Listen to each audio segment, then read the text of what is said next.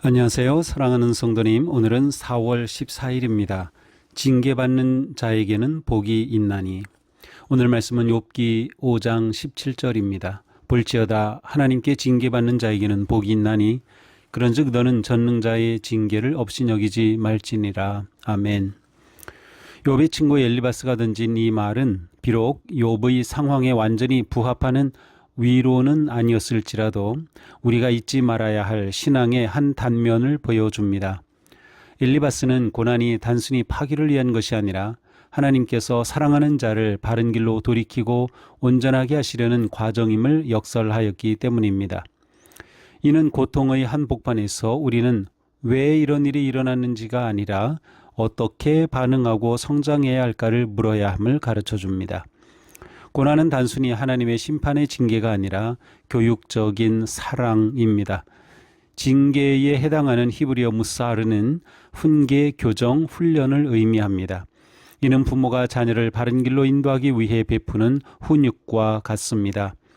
하나님은 고난의 상황에서 우리를 버려두지 않으시고 간섭하심으로써 우리가 당신의 거룩함에 참여하게 하십니다. 그리스도인의 성화는 단번에 이루어지는 것이 아니라 끊임없는 성령의 역사와 연단을 통해 완성됩니다.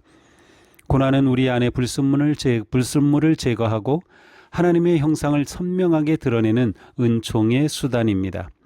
징계는 하나님의 포기하지 않는 관심의 증거입니다. 하나님은 사랑하지 않는 자는 훈계하지 않으십니다. 징계가 있다는 것은 우리가 하나님의 자녀이며 하나님이 우리 인생의 성숙에 큰 뜻을 가지고 계심을 나타냅니다. 우리는 삶의 위기와 고통이 있을 때 그것을 하나님의 사랑의 훈계요 기회로 볼 수 있는 눈을 가져야 합니다. 어떤 상황에서도 하나님의 손이 닿아 있다는 사실이 우리에게는 복입니다. 우리는 성공과 평안 속에서 자신을 실제보다 더 크게 보는 경향이 있습니다. 하나님의 징계는 커진 우리의 자아를 깎아내어 우리가 되어야 할 본래의 모습으로 만드십니다. 징계를 없인 여기지 말라는 것은 그 과정에 담긴 하나님의 선한 계획과 훈계하심을 가볍게 여기지 말고 온몸으로 받아들이라는 뜻입니다. 세상은 고난을 불행이라 부르지만 성경은 그것이 복이 될 수 있음을 보여줍니다.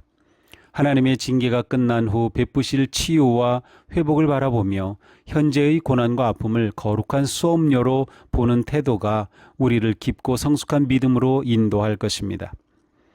노르웨이에는 중세시대의 독특한 목조 교회가 많이 있는데 그 중에서 가장 유명한 것이 우르네스 목조 교회입니다. 12세기경에 지어진 이 교회의 나무는 북유럽에서 자라난 소나무입니다. 이 나무의 특징은 혹독한 기후에서 자랐기에 수지가 많고 조직이 치밀하여 수백 년이 지나도 썩지 않는다는 것입니다. 그 덕분에 우르네스 교회는 900년이 넘도록 원형을 유지하고 있습니다.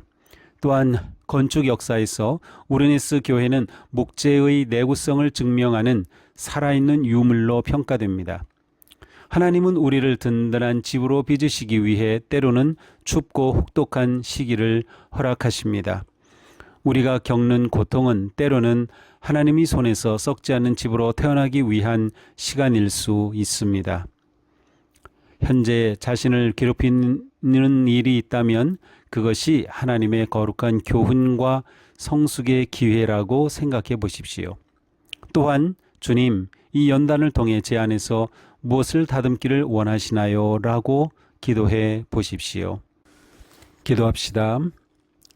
우리를 거룩하게 빚으시는 주님, 징계의 아픔 속에서 환경을 원망하며 주님을 오해했던 저의 어리석음을 용서하여 주옵소서. 인생의 겨울을 지날 때 제 영혼의 나이테가 더욱 단단해지게 하시고 세상에 하나님의 거룩한 은혜를 전하는 참된 자녀로 거듭나게 하옵소서. 예수 그리스도님의 이름으로 기도합니다. 아멘. 오늘도 주님의 은혜 안에서 여러 가지 역경과 시련과 문제가 오히려 하나님께서 우리를 빚어가시는 은혜의 수단이 될 수 있기를 기도하며 승리하기를 축복합니다. 사랑합니다.